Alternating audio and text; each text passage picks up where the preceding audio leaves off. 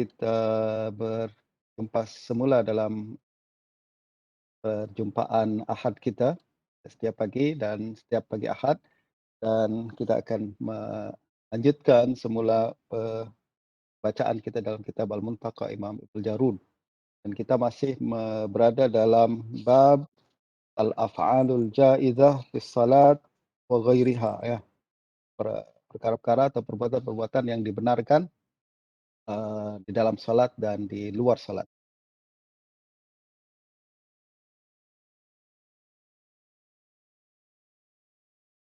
Satu, kita akan coba untuk baca dari 222 hingga ke akhir bab, insyaallah. Kita nak habiskan bab ni, sebab bahasan pun tak terlalu berat.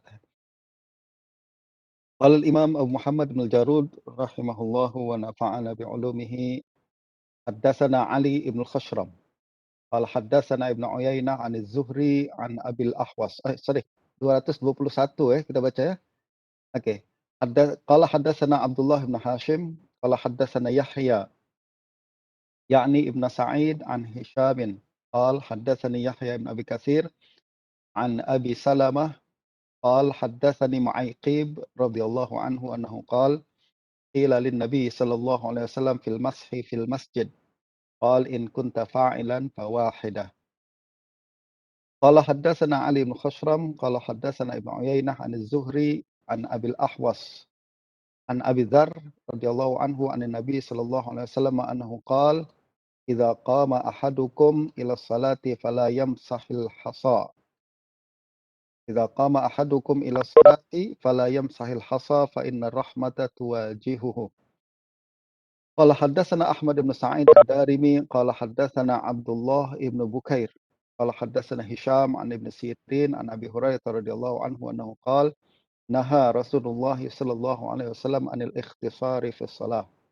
قال حدثنا حسن بن بشر بن القاسم قال حدثنا وكيع قال حدثنا سفيان عن سهيل بن أبي صالح عن أبي سعيد الخدري عن أبيه عن ابن أبي سعيد الخدري عن أبيه رضي الله عنه أنه قال قال رسول الله صلى الله عليه وسلم إذا تثاءب أحدكم في الصلاة فليقزم ما استطاع فإن غلبه وضع يده على فيه.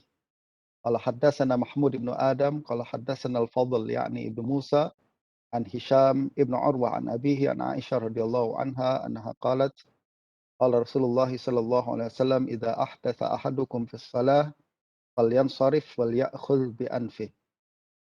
قال حدثنا بحر بن ناصر عن ابن وهب عن عمرو بن الحارث ويونس بن يزيد وابن سمعان أن ابن شهاب أخبرهم أنه قال حدثني أنس بن مالك رضي الله عنه أن رسول الله صلى الله عليه وسلم قال إذا قرب العشاء وحضرت الصلاة فابدأوا به قبل أن تصلوا صلاة المغرب. Ini adalah hadis yang terakhir, dan kita akan coba hurai sedikit daripada hadis yang kita baca pada hari ini. Hadis yang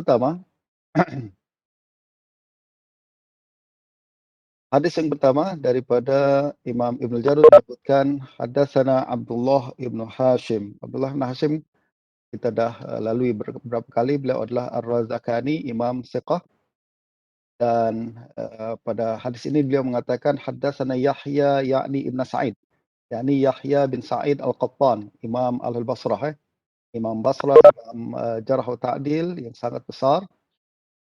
An Hisham.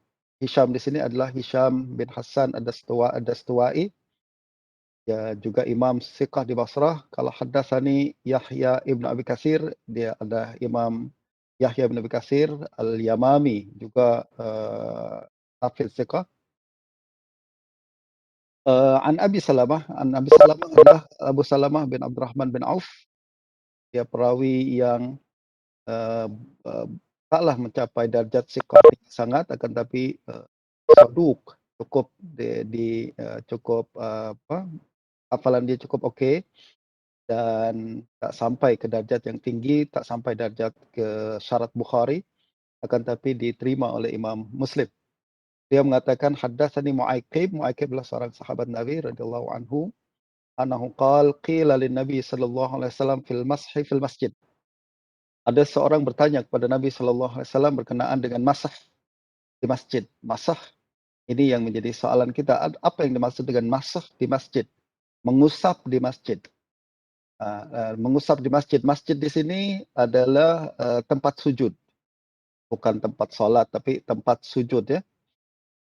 Jadi Nabi pernah ditanya berkenaan dengan boleh tak seseorang tengah sholat dia usap tempat sujud dia. Sebab tempat sujud para sahabat pada zaman tu di Masjid Nabawi pada zaman tu taklah macam solat di tempat kita, masjid tempat kita semua sedap-sedap lah. Sudah ada kapet dia, permadani dia kan.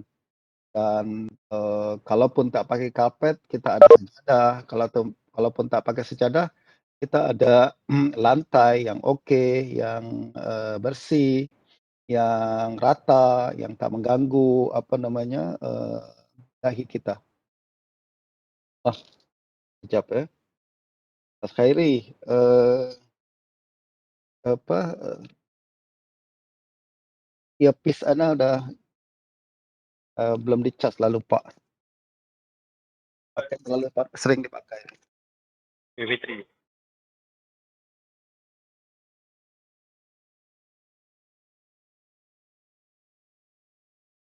Tadi nggak ada.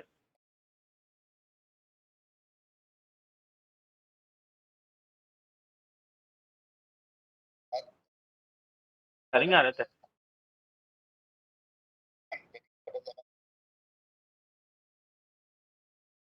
Kurang dengar.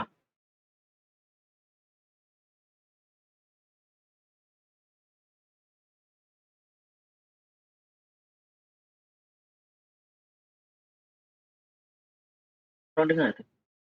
Tadi nggak? Tadi nggak suara.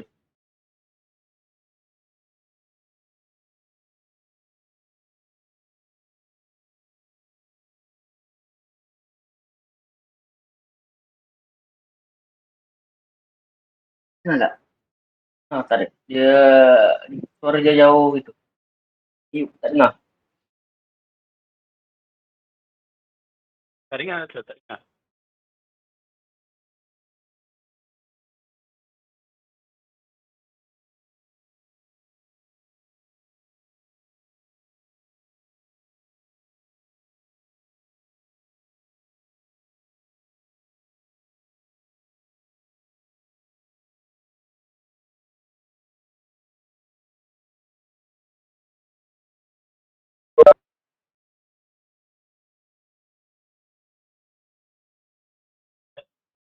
Kurang dengar. Tadi nggak ada.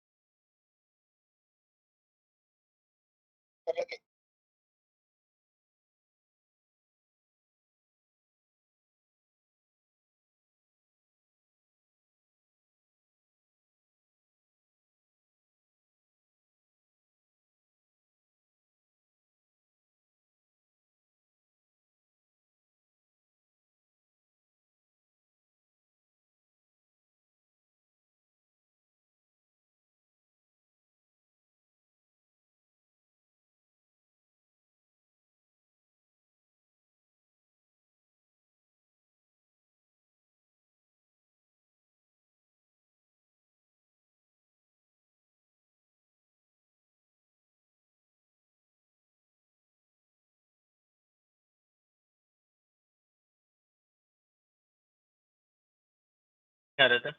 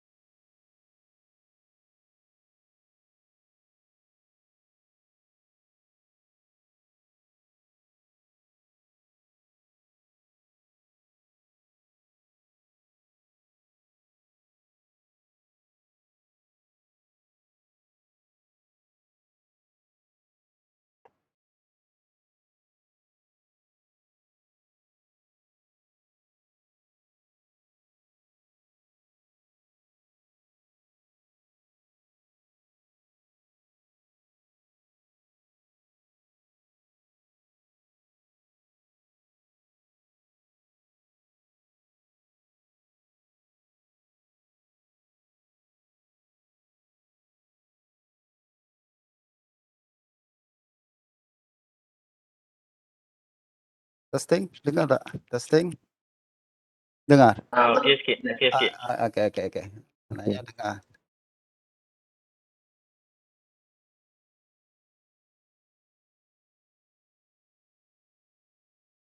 Okey. Kita lanjut semula. Tadi kita berhenti, okey, dalam hadis yang pertama kita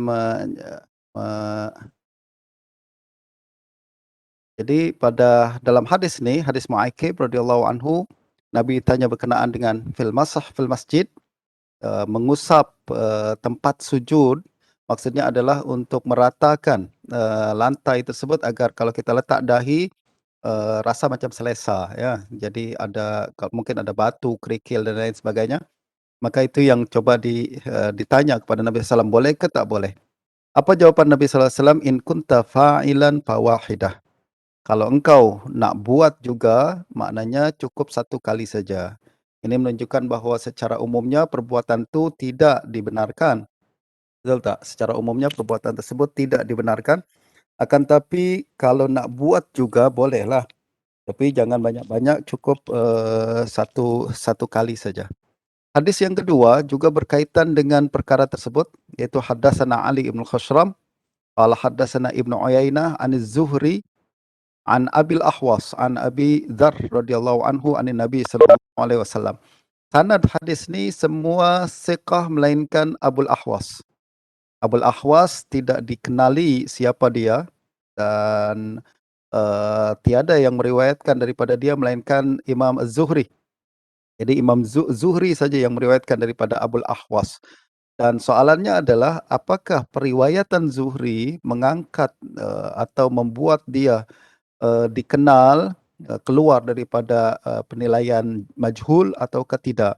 Kebanyakan ulama berpandangan tak, tetap dia majhul walaupun Zuhri yang meriwayatkan hadisnya. Jadi cukup satu orang saja meriwayatkan daripada seorang perawi tidak mengangkat status dia daripada majhul kepada ma'ruf, ya. Jadi kekal Abul Ahwas adalah seorang perawi yang tidak dikenal, dan ini adalah pandangan ramai ulama, antaranya Ibnul Qattan yang mengatakan la yu'raf, dan juga beberapa ulama yang lain. Nah, akan tetapi Imam An-Nawawi dalam Majmu' mengatakan isnaduhu jayyid. Isnaduhu jayyid. Dia mengatakan sanad ni jayyid. Jadi seolah-olah mengisyaratkan bahawa sanad ni menurut Imam Nawawi okeylah, taklah sampai sahih sangat, akan tapi perawi majhul Abul Ahwas ni kita boleh terima periwayatannya. Bagaimanapun pandangan ni, dan beliau juga mengatakan bahawa salah satu yang menyebabkan beliau menghukum sanad ini jayyid adalah karena hadis ini diriwayatkan oleh Abu Dawud, dan Abu Dawud tidak mengatakan apa-apa, tidak komen apa-apa selepas meriwayatkan hadis ini. Padahal dalam muqaddimah atau dalam buku risalah Abu Dawud kepada ahli Makkah, apabila dia menjelaskan syarat dia dalam kriteria penilaian beliau dalam Sunan Abu Dawud, beliau mengatakan apa? Wa masakattu anhu fahuwa salih. Yang saya diamkan hadis dalam kitab Abu Dawud ni, maka hukumnya adalah saleh. Dan Imam Nawawi mentafsirkan saleh di sini adalah hasan. Justru beliau mengatakan isnaduhu jayyid walam yudha'ifhu Abu Dawud fahuwa hasanun indahu. Justru hukumnya adalah hasan. Saleh di sini maknanya hasan. Dan kalau kita nak bincang panjang berkenaan dengan apa yang dimaksud dengan saleh daripada Abu Dawud ni, terlalu banyak perbincangan, ya, dari kalangan para ulama. Memang Ibnu Salah berpandangan saleh yang dimaksud oleh Abu Dawud maknanya adalah hasan, dan pandangan ni nampaknya diikuti juga oleh Imam An-Nawawi apabila dia meringkaskan kitab Ibnu Salah. Akan tetapi ramai ulama yang lain termasuk Imam Ibnu Hajar dalam Nukat, kemudian ulama selepas Ibnu Hajar seperti Al-Biqai dan lain sebagainya berpandangan berbeza. Beliau mengatakan maksud Abu Dawud saleh bukan hasan, akan tapi saleh lil ihtijaj. Dan saleh lil ihtijaj maknanya adalah kadang hadis dhaif boleh jadi hujah. Kadang hadis dhaif boleh jadi hujah. apabila ada syarat-syarat tertentu, salah satunya adalah tak ada hadis lain dalam bab tersebut. Nah ini yang ulama berpandangan bahawa soleh dalam istilah Abu Daud bukan hasan, tapi okeylah dia taklah jatuh ke dhaif teruk, akan tapi dia dhaif yang makbul. Pada masa yang sama boleh dijadikan hujah apabila tidak ada hadis lain dalam bab tersebut ataupun hadis tersebut disokong oleh hadis-hadis yang semakna dengannya. Nah ini yang kemudian menjadi perbincangan kita pada hari ini. Adakah hadis Abul Ahwas an Abi Dzar ni kita hukumkan sebagai hasan? Yang pertama sahih taklah, tak mungkin kita hukumkan sahih sebab Abul Ahwas majhul, ghair ma'ruf, la yu'raf, dan tak ada yang meriwayatkan daripada dia melainkan Az-Zuhri. Namun adakah kita hukumkan dia kepada hasan? Menurut ana agak sukarlah kita hukumkan sebagai hasan, mengingat atau menimbang takrif hasan yang begitu yang mensyaratkan perawi dia cukup tinggi adalah dan dhabt dia kan, walaupun taklah sampai ke darjat hasan. Nah Abul Ahwas tidak mencapai kepada darjat perawi hasan. Justru pandangan yang tepat bagi ana adalah dia hadis yang lemah. Hadis ini adalah hadis lemah. Bagaimanapun hadis ini walaupun lemah, akan tetapi nampak dari perbuatan Ibnu Jarud, beliau menyebutkan hadis ini adalah sebagai sokongan bagi hadis yang kita sebutkan sebelum ni kan. Betul kan? Hadis sebelum ni berbincang berkenaan dengan hukum masah fil masjid, dan hadis ni juga, hadis Abul Ahwas juga berbincang tentang perkara tu tapi dalam bentuk yang lebih clear, lebih jelas. Dan juga beliau menjelaskan beberapa perkara aspek yang dalam hadis pertama kurang disebutkan secara eksplisit, akan tapi dalam hadis kedua dijelaskan dengan lebih jelas. Kita tengok sedikit, beliau mengatakan anin Nabi sallallahu alaihi wasallam annahu qala idza qama ahadukum ila salati fala yamsahil hasa fa innar rahmata tuwajihu. Apabila salah seorang kamu berdiri untuk solat, maka janganlah dia mengusap kerikil atau lantai yang ada pasir dan kerikil tu. Fa innar rahmata tuwajihu, sesungguhnya rahmat tengah menghadapnya. Yakni rahmat Allah tengah menghadap orang yang solat tu. Justru kalau apabila rahmat, maksudnya Allah Subhanahu wa taala tengah menghadap dia, janganlah dia buat perkara lain yang tak ada kena mengena dengan solat.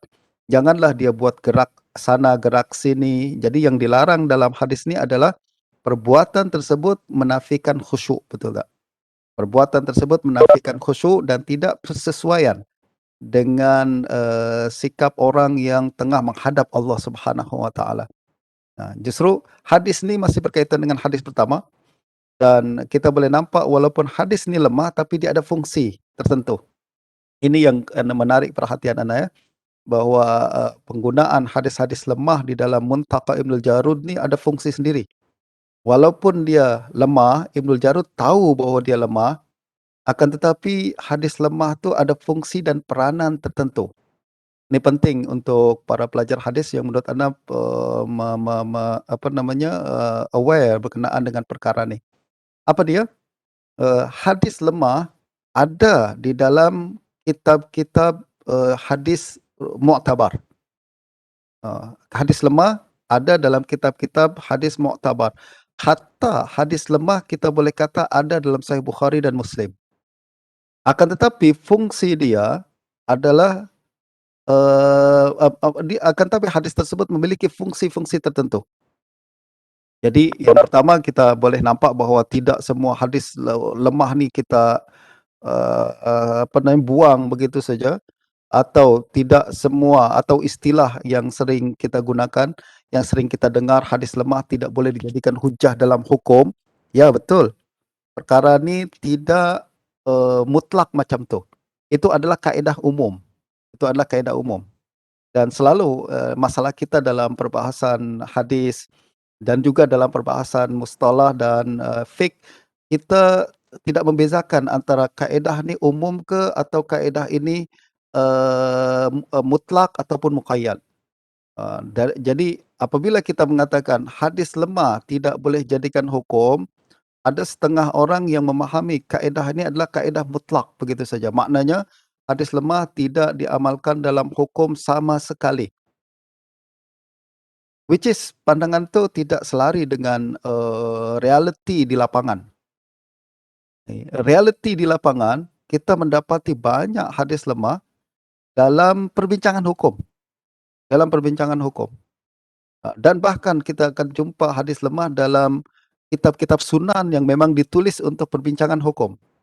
Bahkan sekali lagi, anda boleh mengatakan bahawa hadis lemah ada dalam Sahih Bukhari dan Muslim yang dikhaskan untuk menyebutkan hanya hadis sahih sahaja dalam semua perbahasan, termasuk perbahasan hukum. Akan tapi, adakah kaedah tersebut salah? Tak, kaedah tersebut betul. Hadis lemah tidak diamalkan dalam hukum, betul. Akan tapi macam mana kita boleh combine antara kaedah umum ni dengan realiti yang kita jumpa di lapangan? Ya, bagi anda adalah hadis lemah memang tidak boleh dijadikan dalam hukum, digunakan dalam hukum, akan tetapi hadis lemah memang tidak boleh digunakan dalam hukum secara umum, akan tapi dia boleh digunakan dalam hukum secara khusus. Bermakna kalau dia memenuhi syarat-syarat tertentu, maka boleh diamalkan dan digunakan dengan fungsi-fungsi tertentu. Jadi kita boleh kata secara ringkasnya macam inilah. Hadis lemah bukan hujah dalam hukum secara independen. Akan tapi dia hujah dalam hukum secara tabaiyah, dia mengikut mengikuti sebagai supporting dalil. Supporting dalil boleh. Ya, secara dalil independen tak boleh, akan tapi secara supporting dalil boleh. Dan itu yang kita boleh jumpa dalam waqi' amali muhaddisin dan fuqaha selama ni. Justru kalau kita mengatakan hadis lemah boleh guna dalam hukum secara mutlak, salah. Bagi anda dia tak betul. Hadis lemah tidak memenuhi syarat untuk menjadi hujah secara independen. Akan tapi mengatakan bahawa hadis lemah semua tidak digunakan dalam hujah secara mutlak pun tidak betul, sebab kita boleh nampak waqi' amali ulama tidak macam tu. Mereka menggunakan hadis lemah dengan fungsi-fungsi tertentu. Nah, yang betul adalah kita boleh mengatakan bahawa hadis lemah sekali lagi bukan hujah dalam hukum secara independen. Akan tapi dia boleh menjadi hujah dalam hukum sebagai supporting dalil. Supporting dalil boleh. Maknanya dia tak sendiri, dia menjadi supporting. Jadi sokongan dalil dan fungsi-fungsi yang kaitannya adalah sebagai supporting dalil saja, bukan sebagai independent dalil. Nah, ini yang sejauh yang anda fahami daripada waqi' amali. Kalau kita nak bincang dalam kitab mustalah, kita akan dibagi menjadi khilaf ulama berkenaan dengan beramal dengan hadis dhaif dalam hukum. Ada tiga mazhab yang mengatakan di-reject secara mutlak, lalu diterima secara mutlak, diterima dalam fadhil a'mal atau diterima dalam dengan syarat-syarat tertentu macam tu kan. Anda anda galakkan supaya kita keluar daripada perbincangan macam tu kepada waqi' amali muhaddisin apabila dibincang tentang perbahasan ni. Kita akan nampak bahawa perkara ni tidak semutlak kaedah yang biasa kita bincangkan dalam kitab-kitab mustalah tu. Okey, kembali kepada perbahasan berkenaan dengan hadis Abu Dzar ni. Apa perbezaan antara hadis Abu Dzar dengan hadis sebelumnya daripada Mu'aikib? Kedua-duanya sama berbincang berkenaan dengan mengusap lantai tempat sujud. Kalau hadis yang pertama hanya mengatakan, seolah-olah mengatakan tak boleh, tak boleh tapi boleh satu kali. Yang kedua, secara umum mengatakan tak boleh. Dan disebutkan mengapa, sebab atau illah kenapa kita tak boleh buat macam tu. Jadi kedua-dua hadis melihat, Anda tengok kedua-dua hadis saling sokong-menyokong, yakni mengusap lantai sebenarnya adalah tak boleh, melainkan 1 kali saja. Itu disepakati. Yang kedua, hadis yang kedua menyebutkan illah, kenapa kita tak boleh buat macam tu. Illahnya adalah fa innar rahmata tuwajihu. Sebab rahmat Allah tengah menghadap dia. Ini menjadi illah kenapa kita jangan buat macam tu. Dan illah, sebutan illah ni, dia bukan berkaitan dengan hukum baru, betul tak? Dia hanya menyebutkan sebab atau reasoning kenapa kita tak boleh buat perkara tu, dan hadis lemah macam riwayat Abul Ahwas yang tidak terlalu lemah ni, boleh digunakan sebagai supporting dalil dalam perkara ni. Jadi beliau hanya hadis ini hanya menyebutkan sesuatu yang bukan hukum baru, akan tapi menyebutkan kenapa hukum tu tidak boleh dilakukan, betul tak? Jadi hadis ni sekali lagi adalah fungsi dia adalah sebagai supporting dalil. Justru penggunaan hadis lemah dalam perkara ni tidak menjadi isu untuk diamalkan, dan banyak sekali Imam Ibnul Jarud buat perkara ni dari sejak awal kitab hingga akhir kitab. Kalau siapa nak buat analisis berkenaan dengan status dan kedudukan hadis-hadis lemah dalam Ibnul Jarud. Dan menariknya lagi, Ibnul Jarud menggunakan perkara ni secara manhaji. Kita boleh nampak sejak awal sampai akhir. Dia tak keluar daripada kedudukan tersebut. Menunjukkan bahawa beliau sedar penggunaan hadis lemah macam mana dan bagaimana yang dibenarkan untuk beliau lakukan. Okey, itu sedikit berkenaan dengan kandungan hadis. Sekarang kita tengok huraian para fuqaha dalam perkara ni. Imam An-Nawawi mengatakan dalam kitab Majmu', qala ashabuna wala yukhal, beliau mengatakan bahawa tak ada khilaf bahawa boleh kita meluruskan atau mengusap atau merapikan tempat sujud tu dalam solat, walaupun perbuatan tersebut makruh. Dan tak ada khilaf bahawa perkara ni tidak membatalkan solat, sebab dia masuk dalam kategori perbuatan yang sedikit. Sebelum ni kita bincangkan, perbuatan dalam solat boleh kita buat dalam solat asalkan sedikit perbuatan tersebut dan tidak terlalu banyak. Dan meluruskan atau mengusap tempat sujud agar letak dahi kita okey, lagi dia sebenarnya makruh, sebenarnya jangan dilakukan. Akan tetapi kalau nak lakukan juga dia tidak membatalkan solat selagi mana dia tidak melibatkan perbuatan yang banyak. Justru Imam Nawawi mengatakan salah satu sebab kenapa perkara ini dimakruhkan adalah li'annahu yukhalifut tawadhu wal khusyu'. Perbuatan ni menyalahi tawadhu. Orang tengah solat sepatutnya adalah khusyuk, tawadhu, jangan banyak gerak. Dia fokus kepada ucapan dan perbuatan dalam solat saja, betul tak? Dan hadis tu dan perkara ni memang jelas disebutkan dalam hadis Abul Ahwas daripada Abu Dzar ni, iaitu fa innar rahmah tuwajihu. Solat sepatutnya adalah khusyuk. Kenapa? Sebab Allah tengah menghadap dia. Justru jangan banyak gerak, jangan banyak lakukan perbuatan-perbuatan yang tidak selari dengan perbuatan solat tu secara asalnya. Dan kalau nak buat juga terpaksa 1 kali tak apalah, asal sebab dia tidak berkaitan dengan banyakkan gerak yang banyak. Kata Imam Nawawi lagi, wa karihas salafu mashal jabhah fis salat wa qabla al-insiraf mimma yata'allaqu biha min ghubarin wa nahwihi. Dan kata Imam Nawawi, salaf banyak ucapan-ucapan salaf yang menunjukkan makruh kita mengusap dahi selepas wudu, selepas sujud. Misalkan kita nampak ada kerikil atau pasir yang menempel, kata Imam Nawawi biarkan saja sepatutnya. Salaf menganggap makruh kita usap, bersihkan, sebab itu membuat gerakan banyak dalam solat dan itu menyalahi tawadhu juga. Sepatutnya tawadhu, khusyuk adalah kita jangan banyak gerak dan tidak melakukan perkara-perkara yang di luar perbuatan solat. Okey, itu hadis yang 1 dan kedua. Kita beralih kepada hadis yang berikutnya. Qala haddatsana Ahmad ibn Sa'id ad-Darimi annahu qala haddatsana Abdullah ibn Bukair Nah, ini saya nak minta bantuan tuan-tuan sekalian cari siapa Abdullah ibnu Bukair nih. Ahmad bin Sa'id Ad-Darimi, Imam, As-Sarakhsi, Thiqah Hafiz. Tapi Abdullah ibnu Bukair, saya tak jumpa siapa dia, Abdullah bin Bukair. Saya bimbang, Abdullah bin Bukair ni saya tak tahu siapa dia.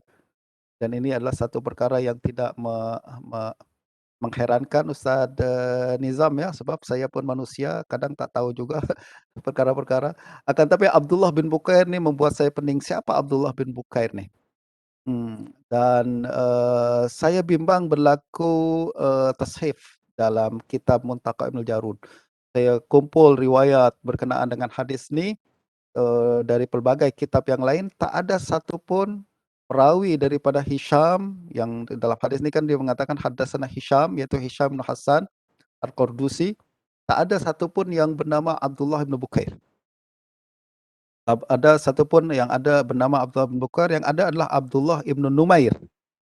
Saya bimbang berlaku tashif dalam kitab Muntaqa Ibnul Jarud, dan saya tengok tabaat Muntaqa Ibnul Jarud yang diterbitkan oleh Syekh Abu Ishaq 2 biji, semua Abdullah bin Bukair juga, dan tabaat yang letak PDF ni yang kononnya yang paling baik cetakan ni pun menyebutkan Abdullah bin Bukair. Akan tapi anda tak jumpa siapa Abdullah bin Bukair ni.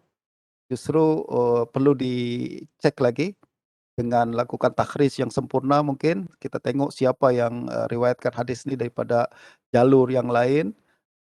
Adakah yang menyebutkan Abdullah bin Bukair dalam jalur tersebut, dan tengok siapa beliau. Tapi anda tak jumpa sampai hari ini. Itu sebabnya anda mengatakan mungkin rakan-rakan sekalian yang rajin lepas ni boleh cari dan tengok siapa Abdullah bin Bukair ni, yang meriwayatkan hadis daripada Hisham Al-Qardusi. Anyway, beliau mengatakan haddatsana Hisham, tapi hadis ni masyhur, diriwayatkan oleh ramai perawi-perawi lain dan semua kembali kepada Hisham. Hisham Al-Qardusi, Hisham bin Hasan Al-Qardusi di Basrah. Beliau meriwayatkan daripada Ibnu Sirin, Muhammad Ibnu Sirin, an Abi Hurairah radhiyallahu anhu qala naha Rasulullah sallallahu alaihi wasallam anil ikhtisari fis salah. Rasulullah sallallahu alaihi wasallam melarang daripada ikhtisar. Ikhtisar adalah tuan-tuan bercekak pinggang, yakni wad'ul yad atau wad'ul yadain 'alal khasirah, meletakkan tangan di atas pinggang. Itu namanya ikhtisar. Nah, hadis ni melarang kita melakukan ikhtisar. Hadis ni sahih daripada pelbagai jalur, dan hadis ni secara zahirnya melarang solat sambil meletakkan tangan di atas pinggang. Macam orang, macam apa istilah kita, majikan tengah mengawasi pekerja dia kan. Dia letak macam tu. Yang sepatutnya tangan adalah diletakkan di atas tangan kanan, di atas tangan kiri, lalu diletakkan sama ada di bawah dada atau di atas dada atau di pertengahan dada, macam tu kan. Itu untuk lebih dekat kepada khudu' dan tawadhu', khusyuk dan tawadhu'. Sedangkan letak pinggang, Nabi melarang perkara ni.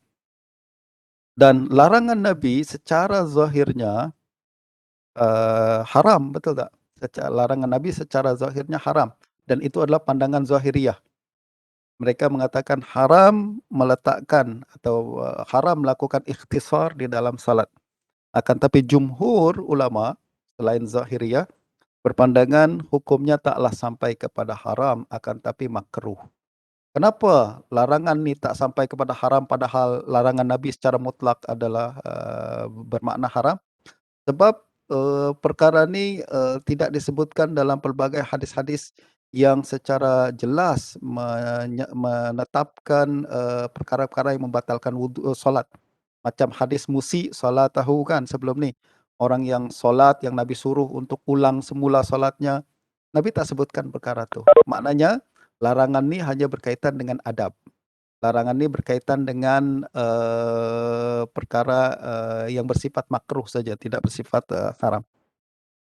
Dan ini jumhur berpandangan makruh dan tidak sampai kepada perkara haram. Dan illah kenapa perkara ini dimakruhkan ada khilaf. Ada sebagian mengatakan bahawa kenapa perbuatan ini dilarang sebab dia menyerupai ahlul kitab, menyerupai orang Yahudi.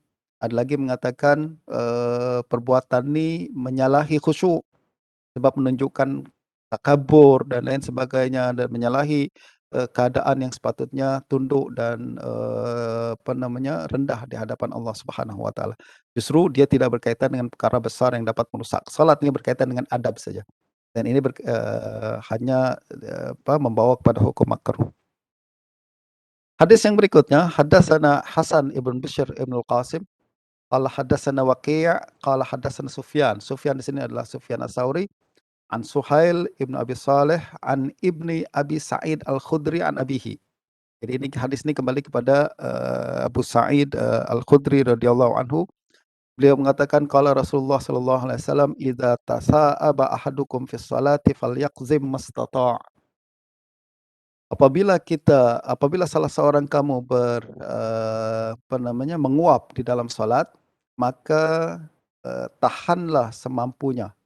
Apabila menguap dalam salat, maka tahanlah semampunya. Hadis ini menunjukkan makruh seseorang menguap di dalam salat.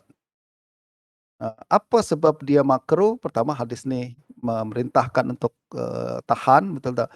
Lagi pula perbuatan ini menyalahi adab dan juga menyalahi khusyuk. Jadi hadis pertama sampai terakhir ini kita masih berbincang berkenaan dengan adab-adab dalam salat, perkara-perkara yang dimakruhkan dalam salat karena menyalahi adab dan tidak sampai kepada perkara yang membatalkan salat, selagi mana tidak melibatkan perbuatan yang terlalu banyak.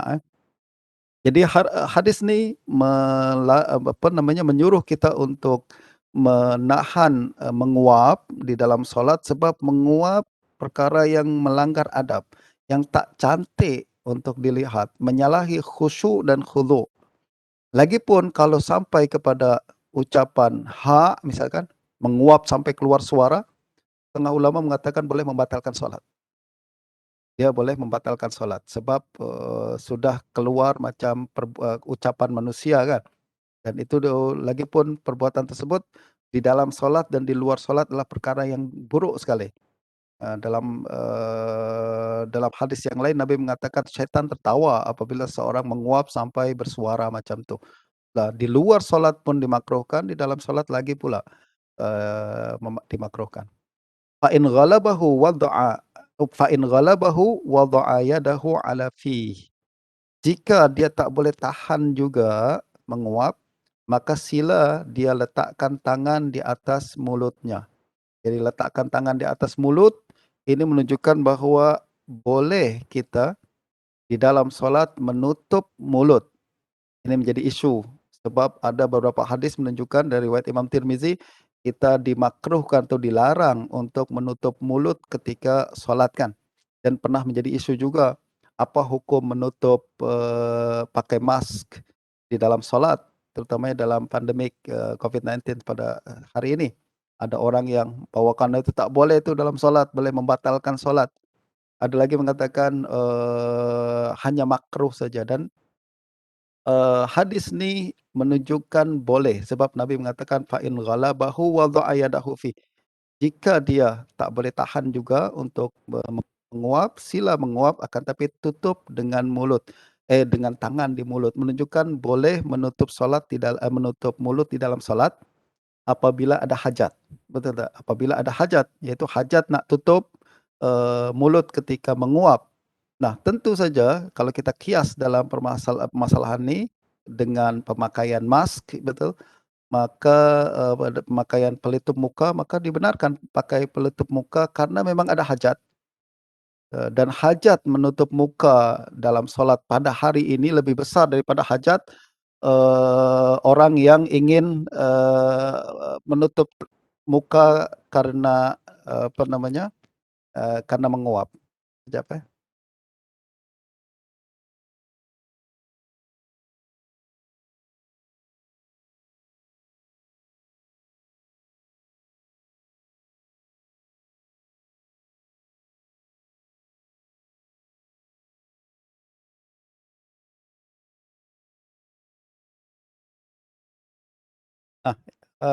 Okey, itu adalah hadis yang berkenaan perkara ini. Kita beralih kepada hadis yang berikutnya. Haddatsana Mahmud ibnu Adam, qala haddatsana Al-Fadl ibnu Musa. Fadl ibnu Musa adalah Mahmud bin Adam adalah guru Imam Ibnu Jarud, berkali-kali kita sebutkan sebelum ini, dia dari Al-Marwazi, jauh daripada Meru di kawasan Iran pada hari ini. Dan thiqah, qala haddatsana Fadl bin Musa As-Sinani. Fadl ibn Musa adalah Fadl ibn Musa As-Sinani.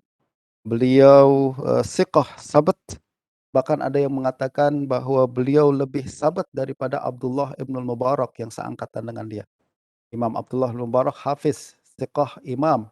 Kalau ada yang mengatakan Fadl lebih thiqah daripada Ibnu Mubarak, maknanya dia bukan main-main. Dia sangat tinggi kemampuan hadisnya, hafalannya. Dia punya tarjamah cukup menarik dalam Syiar A'lam Nubala. Sila rujuk kalau ada masa. Dan antaranya beliau pernah mengatakan satu ucapan berkenaan dengan ahlul hadis. Ada menarik karena kita belajar hadis hari ini untuk menyebutkan ucapan dia. Beliau mengatakan talabul hadis hirfatul mafalis, ma ra'aitu adzal min ashabil hadis. Orang yang belajar hadis ni adalah kerja orang yang tak ada kerja, Ustaz Nizam. Hirfatul mafalis, dia orang muflis saja yang buat kerja macam ni. Sebab belajar hadis duit kena keluar banyak, betul tak? Kena pergi ke sana kemari, kena kemudian kumpul buku, buku ana banyak sini, jual balik pun orang tak nak beli. Kalau ana kumpul BMW mungkin boleh jual balik lah ni. Tapi kalau kumpul buku hadis siapa nak beli? Nah, jadi ini adalah kerja hirfatul mafalis, kerja orang yang tak ada kerja macam tu. Ana teringat dulu waktu belajar hadis di Syria, jumpa dengan ramai pelajar-pelajar dari Malaysia dan pelajar-pelajar dari Singapura. Ramai orang yang tegur ana, kenapa anta ambil jurusan hadis ah?" Ana cakap, "Kenapa tak boleh ke ambil jurusan hadis?" Cakap, "Buat apa belajar hadis? Belajar fiqh saja, balik boleh jadi mufti." Oh betul lah, ana fikir, kenapalah aku tak ambil jurusan fiqh je. Kalau ambil jurusan fiqh ana boleh jadi mufti lah sekarang ni. Ustaz Arif ya, betul lah? Kalau belajar hadis tak jadi apa-apalah, baliknya tak ada satu jawatan nama dia muhaddis. Jawatan yang ada kerja sendiri yang sudah secure, tak. Justru kena fikir-fikir baliklah nak takhasus dalam hadis ni, Ustaz Nizam. Akan tapi masya-Allah, sejauh ana tahu dalam pelajaran hadis ni, walaupun tak ada jawatan khas untuk orang belajar hadis, akan tapi kebanyakan orang yang belajar hadis nama dia cepat naiklah. Betul tak? Allah ganti dengan cara yang lain. Kalau cari karena mungkin tak ada jawatan khas, akan tapi orang belajar hadis dan serius dalam belajar ni, cepat naik nama dia. Ada ada reward yang lain yang tidak yang berbeza dengan yang lain. Macam mana pun, ini adalah Imam Fadl Ibn Musa As-Sinani, seorang perawi yang thiqah, dan beliau meriwayatkan daripada Hisham ibn Urwah an abihi, kita sudah berkali-kali Hisham bin Urwah an Aisyah radhiyallahu anha annaha qalat, qala Rasulullah sallallahu alaihi wasallam, "Idza ahdasa ahadukum fis salati falyansarif wal ya'khudz bi anfihi." Jika salah seorang kamu berhadas, yaitu kentut maksudnya di dalam salat, maka pergilah, tinggalkan salat tersebut, keluar dari rumah, keluar daripada salat, wal ya'khudz bi anfihi, dan hendaklah dia pegang hidungnya, jadi tutup hidungnya. Kalau tadi hadis pertama tutup mulut, betul tak? Hadis yang kedua menyuruh kita tutup hidung. Jadi dua-dua hadis ni seolah-olah saling sokong-menyokong untuk mengatakan boleh tutup mulut dan tutup hidung. Macam tahu aja Imam Ibnu Jarud apa yang berlaku pada hari ini. Itu berkenaan dengan boleh tak kita pakai pelitup mulut dan pelitup hidung kan di dalam solat. Jadi dua-dua hadis ni seolah-olah saling sokong-menyokong, menutup mulut dibenarkan, hidung pun, dibenarkan. Apalagi hadis yang kedua berbincang berkenaan dengan orang yang sudah hadas, maknanya sudah batal lah. Dia tengah sholat, berjamaah dengan orang ramai, lalu tiba-tiba dia tertahan, kemudian kentut di situ. Apa yang dilakukan, apa yang Nabi suruh adalah batalkanlah sholat itu, memang sudah batal pun, sila keluar dari masjid, wal ya'khudz bi anfihi, akan tapi tutup hidungnya. Soalan apa yang dimaksud dengan tutup hidung di sini? Secara zahirnya, hadis ini mengajarkan kita sebuah hilah, betul tak? Sebab kalau dia tengah solat di masjid, lalu kentut, orang ramai akan dan kalau dia kentut, lalu kemudian dia keluar begitu saja, orang ramai akan detect bahwa dia telah kentut. Dan kalau orang ramai tahu dia kentut, maka rusaklah image dia, betul tak? Reputasi dia rusak. Nah, justru apa yang Nabi ajarkan adalah jangan mempermalukan diri sendiri, tutup aib tuh. Dan cara menutup aib adalah lakukan hilah macam tadi, tutup hidung. Apa maksud tutup hidung? Ada pelbagai makna. Jangan-jangan kalau apabila kita kentut kemudian tutup hidung, nanti kita seolah-olah memberikan kesan kepada orang ramai, dia keluar karena tak boleh tahan orang kentut. Jadi bukan dia yang kentut, orang lain yang kentut, justru dia yang keluar. Itu cara yang pertama. Yang kedua, dia ambil hidung, dia tutup hidung, untuk memberikan, kesan kepada orang ramai bahwa dia batal sholat bukan karena kentut, akan tapi karena keluar darah dari hidung. Dia nak bersihkan, hidung tersebut. Yang penting dia buat, yang penting utamanya adalah dia jaga image. Dia jaga reputasi dia jaga apa namanya, sangkaan orang, jangan sampai, orang apa namanya, memandang buruk kepada dirinya. Dan ini sebuah hadis yang kata para ulama adalah asal atau dalil utama yang mengharuskan hilah, membolehkan hilah. Hilah itu tipu daya. Tipu daya bukanlah untuk menipu orang, akan tapi untuk membentuk image tuh supaya, menjaga diri agar image dia tak rusak. Ya, ini satu hadis yang masih panjang untuk kita huraikan dan berkaitan dengan perkara-perkara yang sangat penting dalam fiqh ya. Adakah dibenarkan hilah atau lain sebagainya, ramai orang yang menghantam fuqaha, mengatakan fuqaha ini mengajarkan perkara-perkara yang salah sebab mengajarkan hilah. Padahal, hilah yang oke, hilah syariah yang oke, yang memberikan solusi bukan untuk mengakal-akali syariat, tentulah dibenarkan. Yang tak boleh adalah membuat hilah agar orang terlepas daripada hukum syarak, ini yang tak dibenarkan. Oke, berikutnya adalah hadis, yang terakhir. Qala haddatsana Bahr ibn Nasr. Bahr ibn Nasr adalah ulama perawi hadis dari Mesir, thiqah. An Ibn Wahab. Ibn Wahab Abdullah bin Wahab Al-Misri, juga imam sangat besar di Mesir. Imam yang sangat-sangat besar di Mesir, Abdullah bin Wahab. Dia, faqih, dia juga muhaddis, dia salah seorang murid Imam Malik dan banyak mengambil ilmu daripada ulama yang seangkatan dengan Imam Malik. Bahkan Imam Malik sendiri kalau Abdullah bin Wahab datang ke tempatnya, dia berikan tempat khusus. Ada tempat VIP lah untuk Abdullah bin Wahab nih. Sebab dia orang besar yang datang dari Mesir. Dan Ibn Wahab meriwayatkan daripada Amr ibn Haris. Amr ibn Haris juga imam besar di Mesir. Wa Yunus ibn Yazid, Yunus bin Yazid Al-Aili, dia seorang ulama besar, yang ada di Palestin, dari Ailah di Palestin, juga rijal Bukhari dan Muslim. Wa Ibnu Sam'an, Ibnu Sam'an adalah Abdullah bin Ziyad bin Sam'an. Abdullah bin Ziyad bin Sam'an, dia lemah. Bahkan Imam Malik mengatakan kadzab. Imam Malik mengatakan kadzab.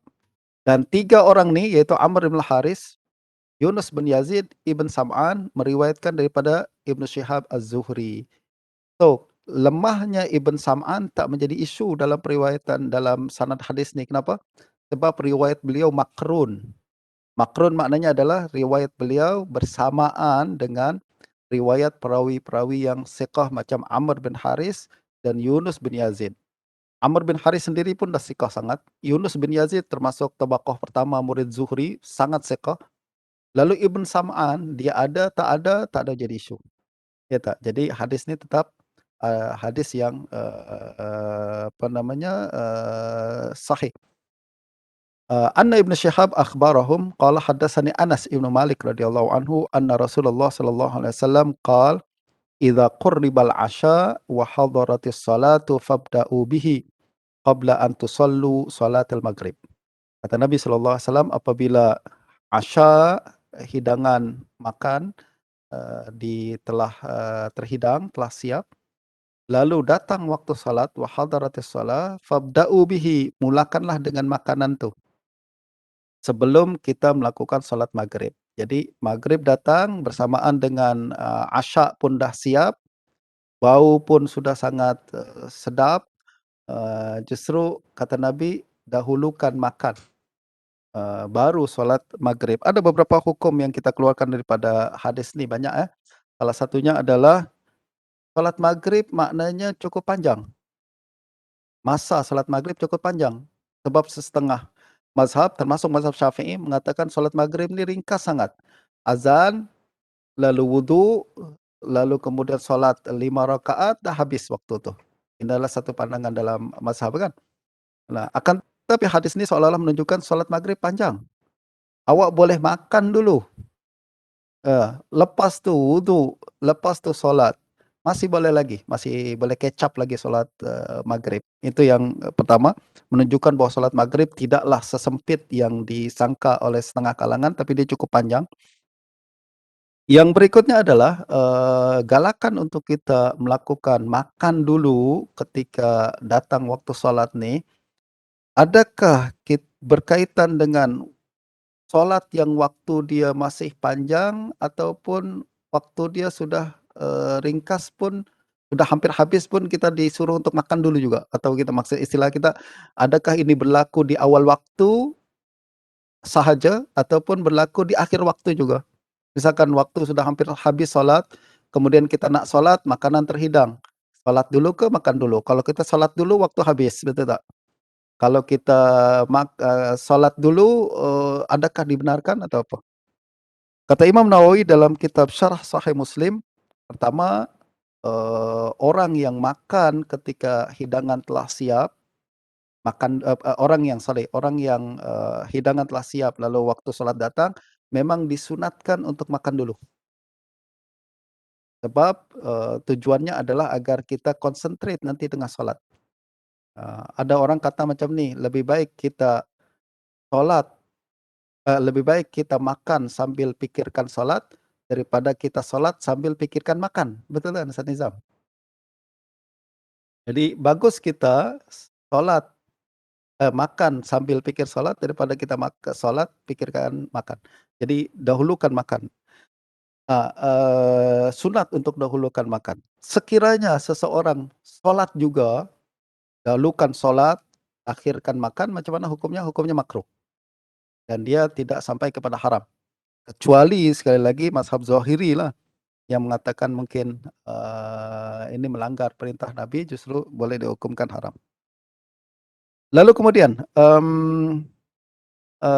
kata Imam Nawawi juga, kalau orang salat, kalau orang makan juga padahal waktu sudah hampir habis, macam mana? Hukum hadis ini tidak berkaitan dengan, kes macam tu. Hadis ini berkaitan dengan kalau waktu masih panjang. Kalau waktu masih panjang, makan dulu, baru salat. Tapi kalau waktu sudah sangat singkat, sudah sangat suntuk, sudah hampir habis waktu tersebut, kata Imam Nawawi yang paling bagus adalah tentu kita salat dulu, baru kemudian makan. Walaupun salat tersebut hukumnya makruh. Itu lebih baik daripada kita mengakhirkan, atau mengeluarkan salat daripada waktunya. Walaupun begitu, kata Imam Nawawi, ada satu qaul yang dibawakan oleh Imam Abu Sa'id Al-Mutawalli, setengah kalangan ulama Syafi'iyah mengatakan, walaupun waktu sudah suntuk sekalipun, kita amalkan hadis ini. Apa dia? Boleh kita makan dulu, lalu solat pun terlewat sehingga keluar waktu, macam mana? Tak apa. Sebab kita melaksanakan, perintah Nabi, dan juga pada masa yang sama kita yang dimaksud daripada solat adalah khusyuk. Buat apa kita solat kalau, tiada, khusyuk dalam, solat tersebut. Justru ini satu pandangan yang, dibawakan oleh, Abu Sa'id Al-Mutawalli. Kata Imam Nawawi itu satu pandangan yang mungkin tidak selari dengan yang muktamad lah. Yang muktamad adalah kalau sudah suntuk tetap kita kena solat dulu. Jangan sampai, asingkan atau keluarkan dari tempat daripada masanya. Nah, hadis ini juga berkaitan dengan satu perkara yang menjadi perbincangan dalam fuqaha. Apa dia? Apakah hukum kita berfikir ketika sholat? Sebab orang yang tengah, sholat, padahal makanan siap, maknanya pikiran dia berada di luar sholat, betul tak? Apakah pemikiran di luar sholat membatalkan sholat ataukah tidak? Jumhur mengatakan berfikir dalam sholat tidak membatalkan sholat. Ini jumhur mengatakan macam tuh. Jadi ketika sholat kita pikir perkara lain termasuk makanan atau benda-benda yang lain, tidak membatalkan sholat. Tapi dalam mazhab Imam Abu Hanifah, ada, apa namanya, larangan perkara tersebut. Berfikir di dalam sholat boleh membatalkan sholat.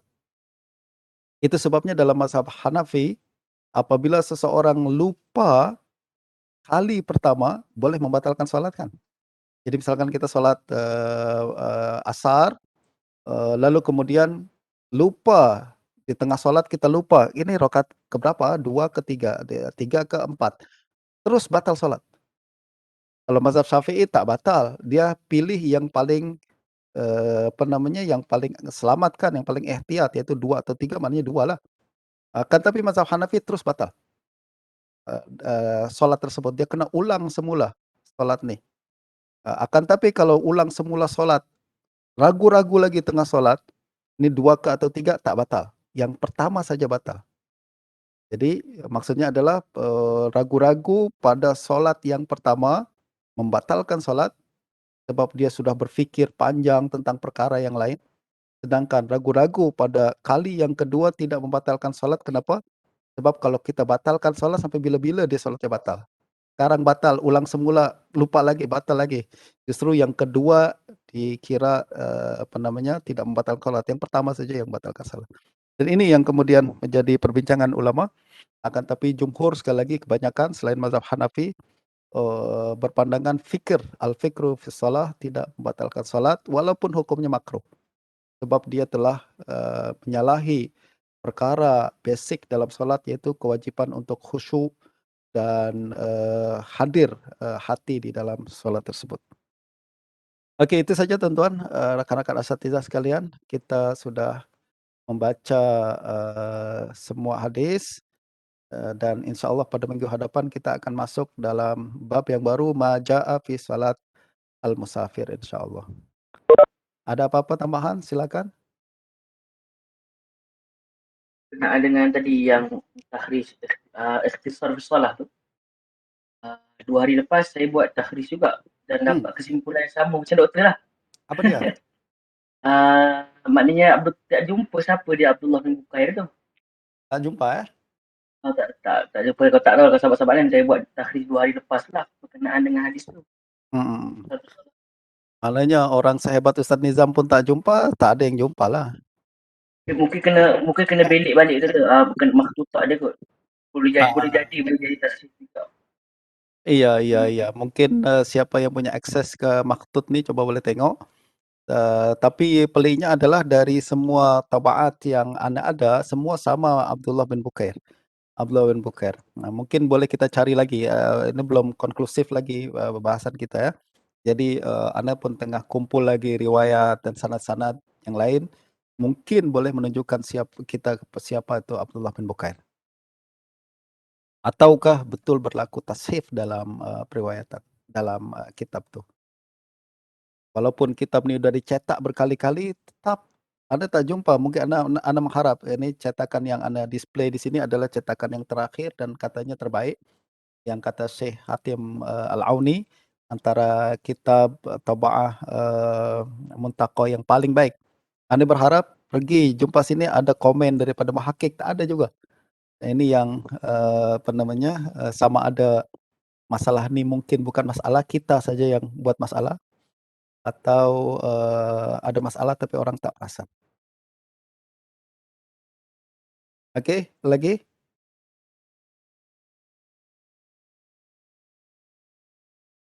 Jadi chat lah tu. Ada chat ya? Macam mana nak buka chat Assalamualaikum doktor, ada soalan. Ya. Soalan berkaitan dengan untuk yang makruh untuk kita solat kalau makanan telah terhidang, Ustaz, doktor. Sebagai contoh, ada orang yang dia mulazamah solat awal waktu sebagai contoh. Kan? Mulazamah solat, kalau azan dia akan pergi ke masjid. Azan dia akan terus solat sebagai contoh kan. Tiba-tiba mungkin dia pergi ke rumah saudara ke, ataupun mak dia balik kampung, mak dia masak time lepas solat maghrib, mak dia masak siap time solat isyak. So adakah orang yang mulazamah ni pun dia dikira sebagai makruh juga untuk dia solat? Ya, sebenarnya, yang dibawakan oleh Imam An-Nawawi dan lain-lain, yang makruh tu adalah apabila kita sudah lapar dan juga sekiranya kita solat, kita akan terbayang-bayang makanan tu. Ya tak? Dan perkara ni sangat jarang berlaku untuk orang yang cukup makan macam kita ni, betul tak? Kecuali kalau kita tengah lapar sangat dan lain sebagainya. Dan biasa ini berlaku untuk orang yang jarang jumpa makanan.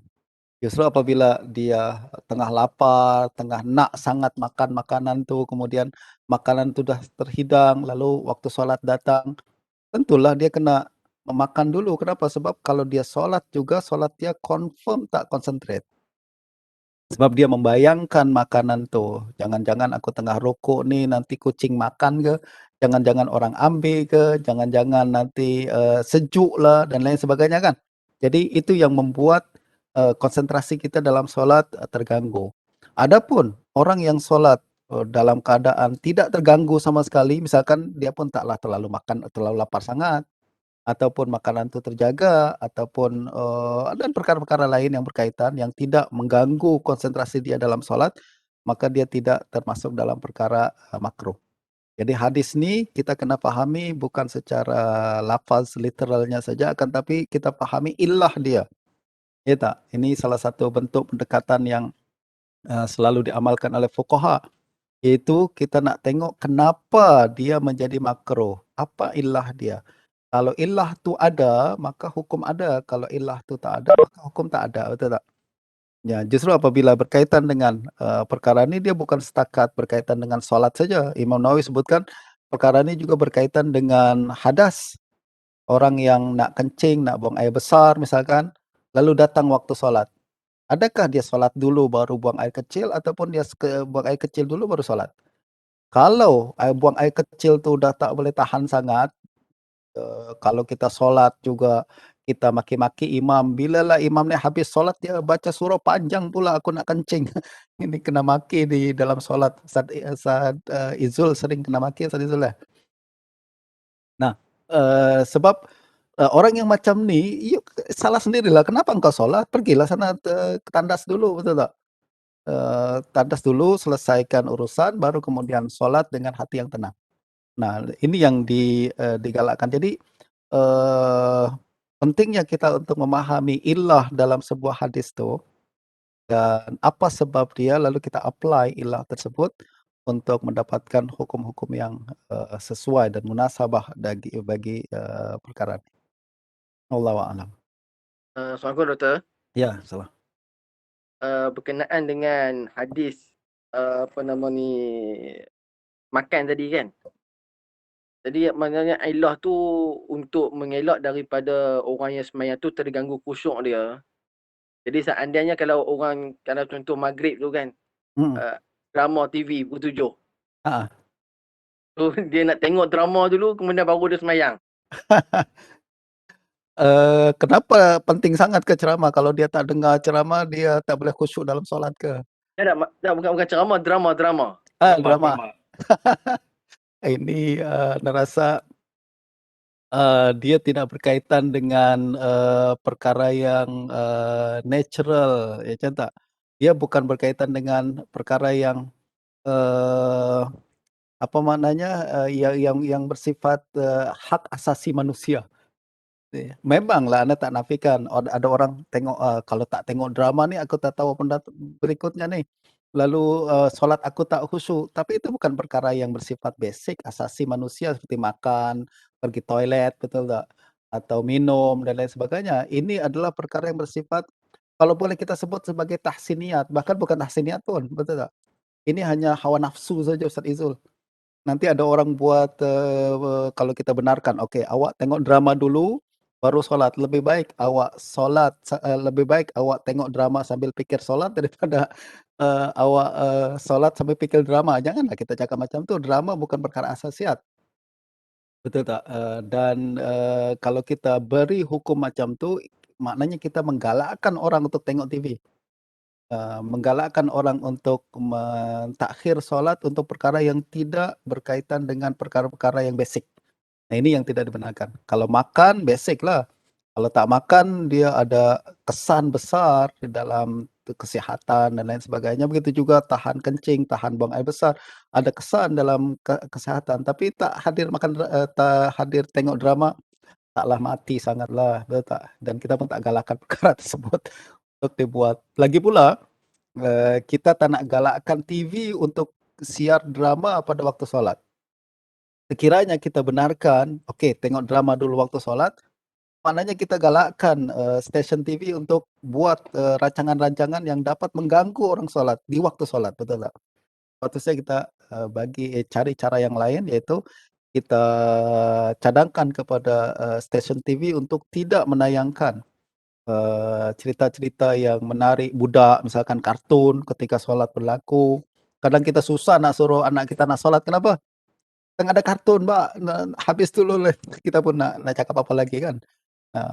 Justru, walaupun, perkara ni boleh kita, bincangkan, tapi pandangan yang selari dengan maslahah syariah, entahlah saya boleh sebut macam tu, adalah lebih baik kita tak benarkan perkara ni.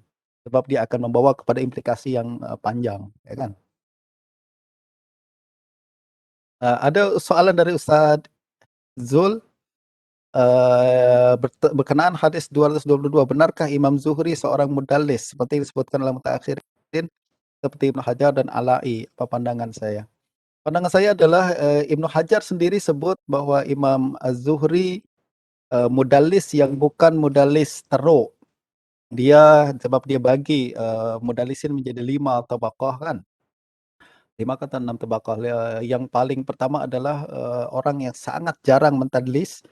Tabaqah yang kedua adalah tadlis dia sikit, dan, dimaaf istilah kita, karena riwayat dia terlalu banyak, dan kemudian pada masa yang sama dia juga, thiqah, imam besar, atau dia mentadlis daripada perawi yang thiqah.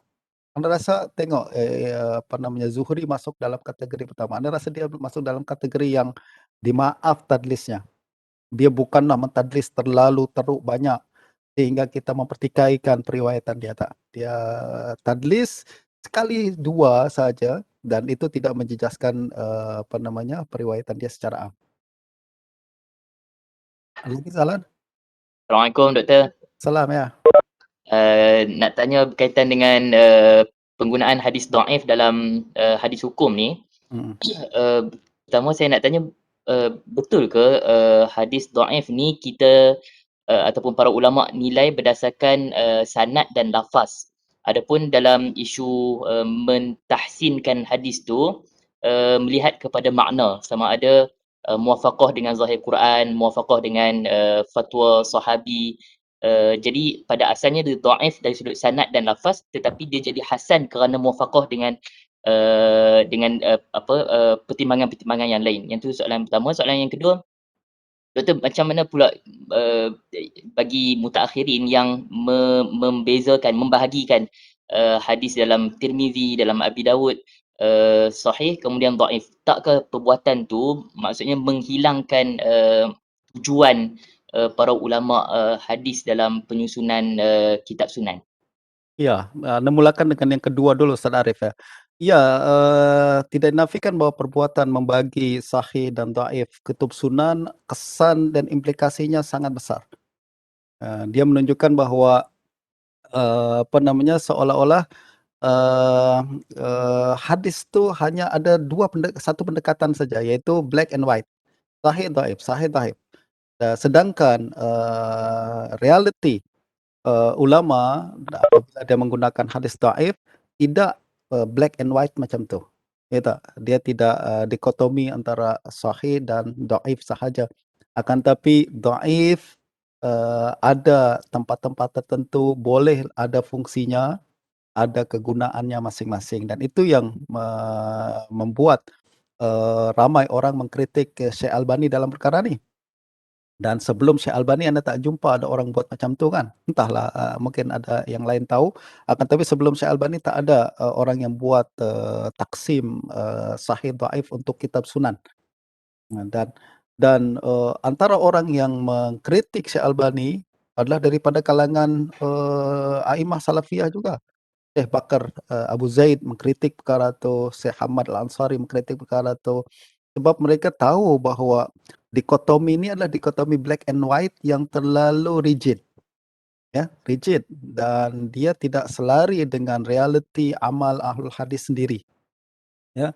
Dan seolah-olah pendekatan ni adalah pendekatan tasfiyah yang radikal yang hanya menerima satu bentuk saja dan menafikan perkara yang lain.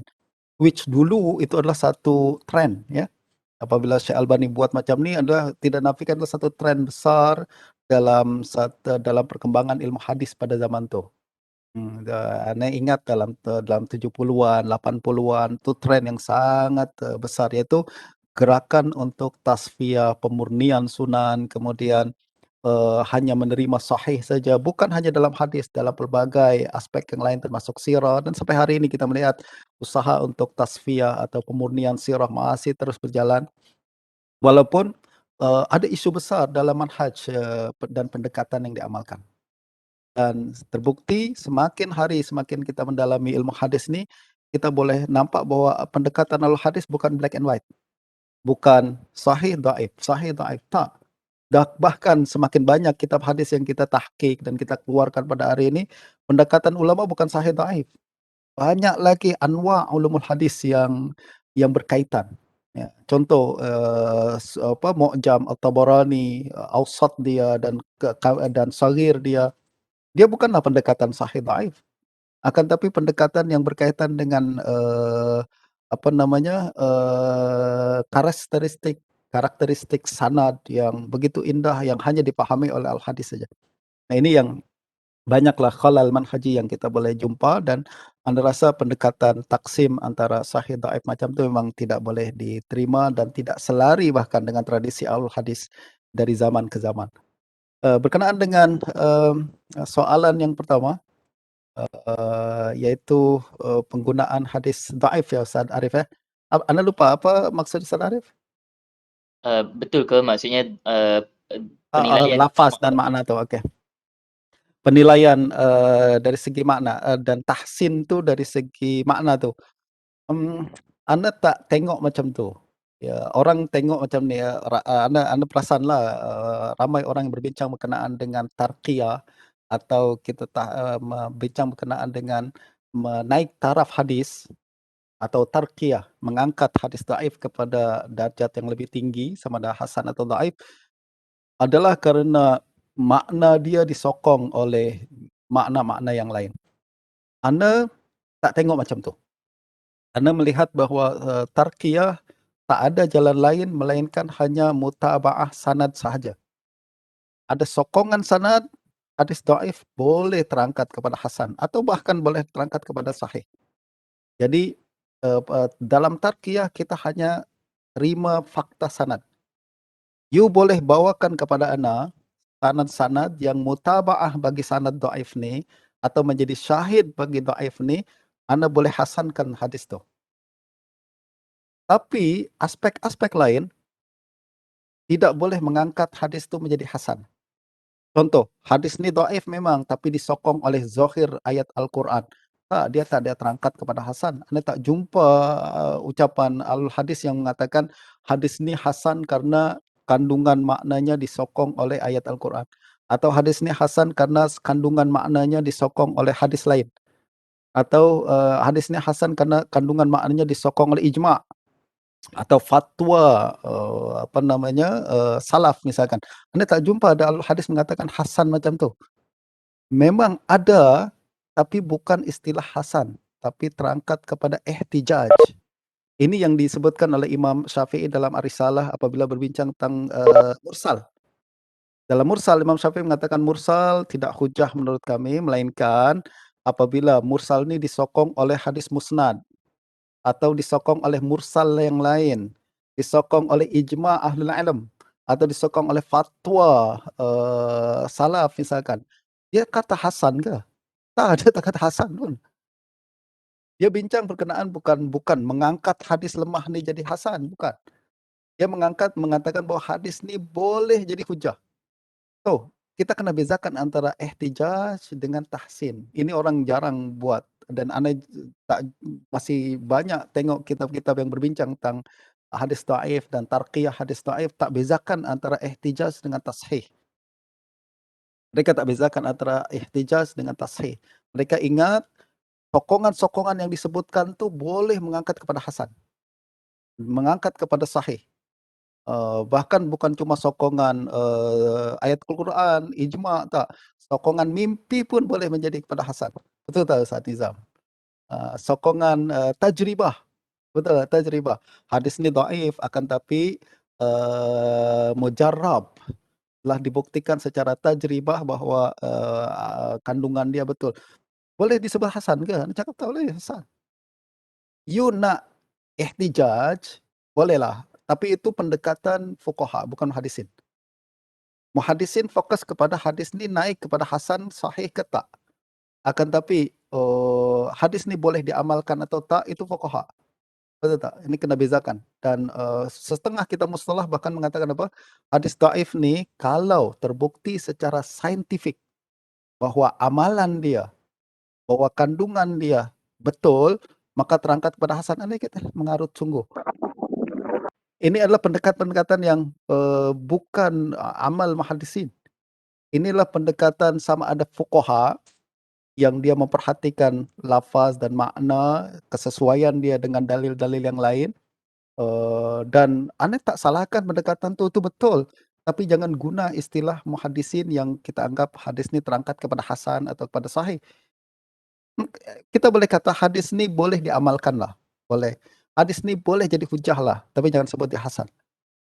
Dan sebut dia sahih. Sebab hasan sahih hanya berkaitan dengan periwayatan dan kita hanya terima sanad. Ada mutaba'ah aku terima, ada syahid aku terima. Tapi kalau ihtijaj, sekali lagi, daerah ihtijaj lebih luas daripada daerah tashih. Ya, kenapa anda mengatakan daerah ihtijaj lebih luas? Sebab kita mengatakan bahawa hadis yang boleh jadi hujah adalah pertama sahih, yang kedua hasan, dan tadi kita berbincangkan dhaif boleh jadi hujah dengan syarat, betul tak? Bermakna hadis ihtijaj muhtaj bihi lebih luas berbanding hadis sahih. Sebab sahih adalah hadis yang bersambung sanadnya dengan perawi adal dhabit dan tanpa syuzuz dan illah. Itu sahih. Betul tak? Dan itu ringkas, itu sangat spesifik dan kecil daerah dia. Akan tapi ihtijaz lebih luas. Justru kita boleh mengatakan bahawa hadis ni sahih, dia boleh jadi hujah. Okey. Tapi tidak semua hadis sahih boleh jadi hujah. Betul tak? Kalau hadis tu mansukh, kalau hadis tu mu'arad, betul. That's why daerah ihtijaz dengan tasih beza. Dan ihtijaz lebih luas, justru jangan khalat antara dua perkara ni. Walaupun kitab-kitab mustalah belakangan yang bincang tentang hadis dhaif dah dah tak boleh beza perkara tersebut. Jadi waktu anda tulis tesis, anda fikir perbahasan tentang tarkiyah naik taraf hadis dhaif kepada hadis ke hasan yang terlalu luas diamalkan oleh muasirin pada hari ini karena guna dalil-dalil yang lain terlalu banyak. Anda fikir ini confirm dia tak bezakan antara ihtijaj dengan tashih. Dan perlunya kita bezakan antara ihtijaj dengan tashih. Yaitu tashih adalah satu daerah yang lebih ringkas, sedangkan ihtijaj daerah yang lebih luas. Dan dia berkaitan dengan dua perspektif. Perspektif al-hadis dan perspektif ahlul fiqh. Jadi al-hadis, tengoklah semua kitab ilal, dan kitab-kitab muhaddisin semua. Ada tak yang mengatakan hadis ni dhaif, tapi karena zahir Quran yu'ayyiduhu fahuwa sahih? Tak ada satu pun. Tapi apabila berbincang tentang ihtijaj, tentang hujah atau tak hujah, boleh gunakan perkara tu. Contoh Imam Syafi'i sebut dalam apabila dia bincang tentang hadis bahr, wat-tahuru ma'uhu al-hillu maitatuhu, dia mengatakan fi isnadihi man la a'rifuh walakin zahirul Quran yu'ayyidu. Dia mengatakan hadis ni ada sanad dia yang majhul, saya tak kenal, tapi zahir Quran menyokong dia. Syafi'i kata hadis ni hasan ke? Tak, dia katakan boleh jadi hujah lah secara umum. Akan tapi hadis ni kekal dhaif karena ada perawi yang tidak dikenal. Ini menunjukkan bahwa daerah ihtijaj lebih luas daripada daerah tashih. Tapi belakangan yang orang sudah tak boleh bezakan antara ihtijaj sahih, sebab mereka katakan setiap sahih hujah. Setiap hujah maknanya sahih. That's why dalam perbincangan mustalah pun kita mengatakan ada orang berpandangan kalau hadis ni dhaif tapi disokong oleh fatwa ulama maka dia terangkat. Anda tak jumpa perkara tu dalam kutub muhaddisin. Terangkat kepada sahih tak? Terangkat kepada hujah ya. Jadi beza kan dalam perkara ni. Betul lah, orang belajar hadis ni mafalis lah. Tak ada orang nak dengar apa kata kita. Saya Doktor dalam betul lah yang sudah disebut tu, kalau pergi pada bincangan Imam Nawawi sendiri sebut dia bincang berkenaan dengan ucapan Imam Syafi'i tentang hadis mursal bahawa hasan indana tu pun ada sudut. Maknanya sudut bukan dari sudut hasan tu bukan dari sudut sanad tu, tapi dari sudut ihtijaj juga dibincangkan. Betul.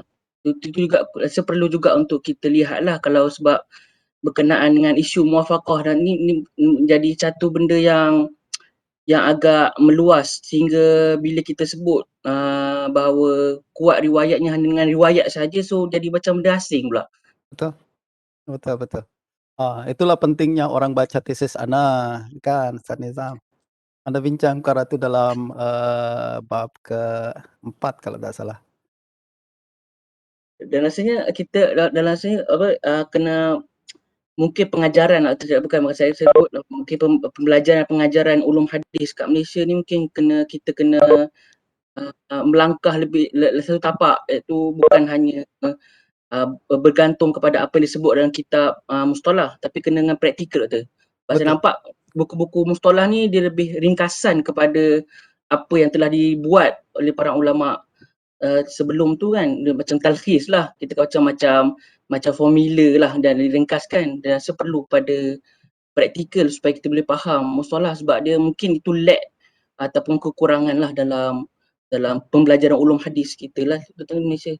Tak tahu lah kalau lain perangai macam mana. Itu bukan cuma di Malaysia, di tempat lain, bahkan di Arab juga sendiri. Anda jumpa bahwa pandangan kita berkenaan dengan kitab mustalah tu sejak awal lagi silap sebenarnya. Kita menganggap kitab mustalah tu macam manual. Macam kita dapat misalkan TV atau kita beli barang dari yang jual barang-barang macam katil semua tu. Lupa pula kedai dia. IKEA. Kita beli barang dari IKEA. Kita beli bunk bed misalkan, katil. Dia bagi dalam bentuk yang terasing-asing kan. Dia bagi kemudian dengan manual bagaimana nak pasang ni, nak pasang tu, nak pasang ni tu kan. Kita follow aja jadilah satu katil tu. Kita ingat, kita mustalah pun macam tu. Kita follow kaedah-kaedah ni sampailah kepada kesimpulan hadis ni macam mana nak mensahihkan atau mendhaifkan hadis. Kita ingat kita mustalah sebagai kitab manual macam tu. Sebenarnya kita mustalah bukan macam tu. Kita mustalah adalah mensyarahkan istilah. Nama pun kita mustalah. Jadi mensyarahkan istilah al-hadis yang digunakan oleh ahli hadis. Jadi kalau ahli hadis cakap sahih, apa maksudnya? Hasan, apa maksudnya? Dan sepatutnya untuk faham istilah adalah kembali kepada ahli hadis sendiri. Tapi masalahnya kebanyakan kita musola telah bercampur dengan perbahasan ahli hadis dan fuqaha dan lain sebagainya, sehingga mustalah ini tak jelas. Apa sebenarnya istilah ahli hadis berkenaan dengan istilah-istilah tu. Maksud ahli hadis berkenaan dengan istilah-istilah tersebut. Dan tu perlu panjang, dan kita pun belajar mustalah ringkasan-ringkasan aja kan. Semacam Baikuni, kemudian syarah Baikuni. Anda pernah nampak orang sepanjang hidup dia cuma mensyarahkan Baikuniyah saja. Dan dah jadi allamah muhaddis, hadisul asr. Anda fikir ini. Baikuniyah dia cuma untuk langkah pertama untuk kita faham mustalah. Dan kita menghabiskan masa untuk kitab-kitab mustalah pun dia tak betul. Sepatutnya dia hanya memberi jalan dan membuka jalan saja. Selepas tu kita kena masuk dalam kitab-kitab asal itu sendiri untuk faham apa yang dimaksudkan oleh fuqaha muhaddisin. Macam kita belajar kitab usul fiqh pun macam tu. Bagaimana menghabiskan masa dalam perbahasan usul fiqh dengan pelbagai teori-teori yang terlalu banyak, menghabiskan masa. Patutnya kita terus pergi ke furu', kita bermuamalah sendiri ke furu' agar kita faham apa maksud dan pengamalan kaedah-kaedah tersebut. Okey, ada lagi yang lain? Kena buat sesi bedah, tesis. Ustaz Khairi ada aja dia buat bagi anak tugasan. Ustaz Khairi nantilah buat sendiri Ustaz Khairi. Anak kasih ijazah Ustaz Khairi untuk bedah sendiri. Tapi kalau dia salah, tanggung sendiri ya. Okey, masa kita dah habis. InsyaAllah kita jumpa semula pada masa akan datang. Okey, terima kasih atas kehadiran semua. Dan insyaAllah kita akan lanjutkan lagi dalam perjumpaan yang minggu hadapan insyaAllah. Sallallahu ala sayyidina Muhammadin wa alihi washabihi ajma'in. Assalamualaikum warahmatullahi wabarakatuh. Assalamualaikum warahmatullahi wabarakatuh. Salam. Salam.